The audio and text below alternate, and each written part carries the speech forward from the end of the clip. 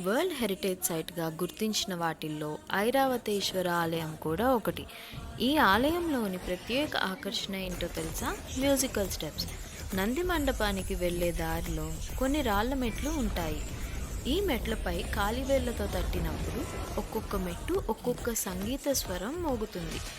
ఈ రాళ్లలోంచి వచ్చే సంగీత శబ్దాలు ఎలా వస్తున్నాయో శాస్త్రవేత్తలకి ఇప్పటికీ అర్థం కాలేదు.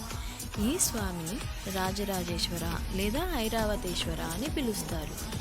ఇంద్రుడి వాహనమైన ఐరావతంను నీ తెలుపు రంగు పోయి నల్లగా మారిపోతావు అని దుర్వాస మహర్షి శపిస్తాడు.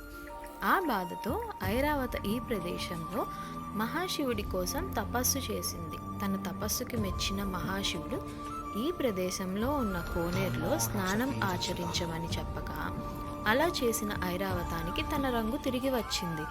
అందుకే ఈ స్వామిని ఐరావతేశ్వర అని పిలుస్తారు. ఆ కోనేరు ఉన్న ప్రదేశంలోనే ఈ ఆలయాన్ని నిర్మించారు. ఇప్పటికీ వర్షం వస్తే ఆలయం నీటితో నిండిపోతుంది.